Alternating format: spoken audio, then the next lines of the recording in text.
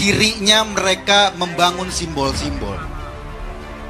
Simbol-simbol ini dibangun sedemikian rupa sehingga kemudian kalau simbol ini disentuh seolah-olah itu menyentuh agama. Yang pertama dibangun Rijik sebagai simbol. Sampai sekarang juga tetap digunakan sebagai simbol. Imam besar itu kan sebutan simbol-simbol kan. Sehingga siapapun yang menyentuh itu dianggap menista agama. Kriminalisasi ulama. Padahal mereka yang mengulamakan kriminal.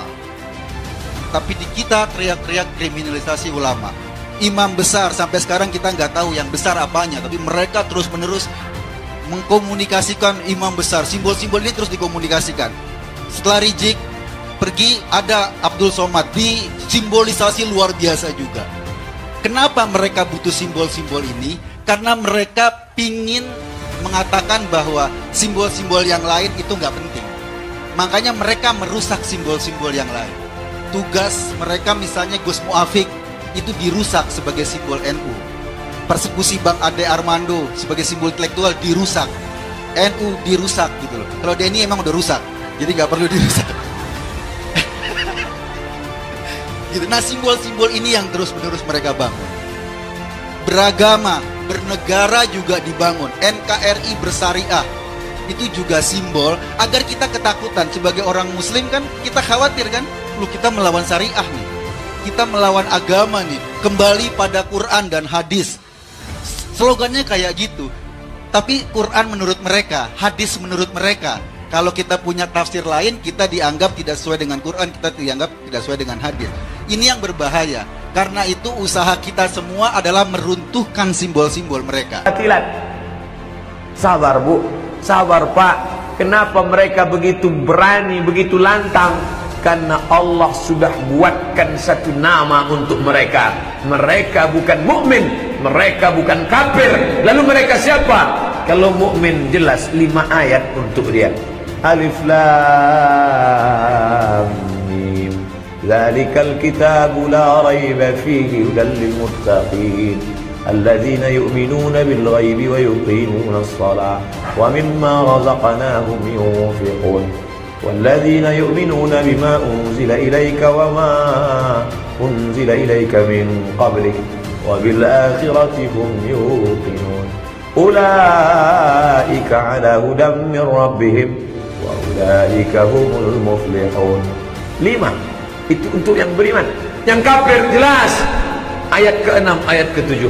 Innal ladzina kafaru sawa'un 'alaihim a'anzartahum am lam tunzirhum la yu'minun. Khatamallahu 'ala qulubihim wa 'ala sam'ihim wa 'ala basarihim ghishawa wa lahum 'adzabun alimun bima kanu yakdzibun. Yang beriman 5 ayat, yang kafir 2 ayat. Tapi untuk saudara kita yang munafik tadi 13 ayat. Dari mulai ayat 8, 9, 10 sampai 20 Al-Baqarah. Itu untuk mereka semua. Kenapa kita terkejut sekarang? Mereka banyak. Mengapa mereka banyak? Mengapa mereka menggurita? Satu posting saya dibantainya 20 Pak Ustaz. Jangan heran, kita sebetulnya selama ini lalai dan terlupa. Yang mukmin 5 ayat, yang kafir 2 ayat. Untuk mereka 13 ayat. Siapa mereka? Munafik. Diambil dari kata nafa, lobang. 2 lobang dalam tanah. 1 lobang masuk, 1 lobang keluar. Cakapnya cucuk cabut. Cakapnya tak bisa dipegang. Wa idza laqul ladzina amanu qalu amanna. Kalau jumpa orang beriman, apa kata dia? Amanna. Kami beriman, sama macam kalian. Kita sama, kita tak setuju dengan itu. Amanah, kami sama dengan kalian.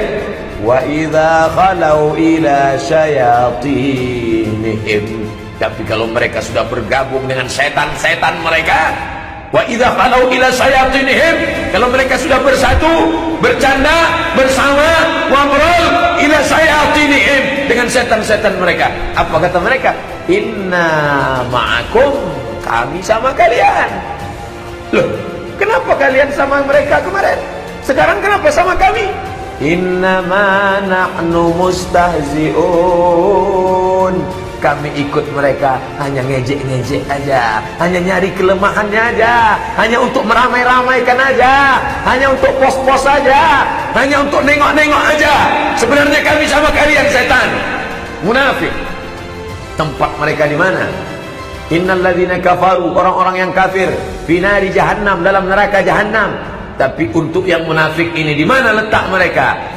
Diletakkan tempat khusus VVIP dalam neraka jahanam. Di mana letaknya? Innal munafiqina fid darkil asfal. Darki al asfal. Asfal artinya yang paling rendah, yang paling bawah. Maulaya salli wa sallim daiman abada ala habibika khairil khalqi kulli. Bukan aspal hitam itu. Fidarkil asfali minan nar. Mereka di keraknya api neraka jahanam. Jangan terkejut, jangan heran. Apa yang ada saat ini itu hanyalah janji-janji Allah, janji-janji Rasulullah. Semakin menguatkan keimanan kita. Terlebih lagi dengan menangnya si laknatullah alaihim di Amerika saat ini. Namanya tak layak disebut dalam masjid yang suci, yang agung, yang mulia, yang hebat ini. Naik dia, makin muncul saudara-saudara kita yang muslimah mulai diejek di supermarket. Kami akan gantung ente dengan tali jilbab ente nanti. Jangan kalian lagi sholat di masjid, tutup masjid kalian. Selama ini mikrofon tak boleh keluar. Sabar, hari ini bukan cuma mikrofon tak boleh keluar, pintu harus terkunci, tutup. Yang naik satu sisi dia menjadi tekanan yang luar biasa. Orang-orang beriman tak pernah melihat itu sebagai tekanan. Orang beriman ketika mendengar berita itu makin bangkit adrenalin jihadnya, makin bangkit semangatnya. Ini tidak ada apa-apanya dibandingkan yang dihadapi Bilal bin Abi Rawah, yang pernah dihadapi Sumayyah, ditikam jantungnya oleh Abu Jahal, perempuan pertama mati syahid. Sumayyah membangkitkan keimanan. Siapa yang gentar hatinya menerima berita ini, siapa yang datang takutnya, tak layak dia menyebutkan asyhadu an la ilaha illallah wa asyhadu anna muhammadan rasulullah. Masih ada takutnya. Orang beriman habis sudah takutnya itu. Takutnya hanya diperuntukkannya. Aku takut mati su'ul khatimah. Aku takut mati dalam keadaan ditarik nyawaku tidak mengucapkan la ilaha illallah. Takutnya sudah habis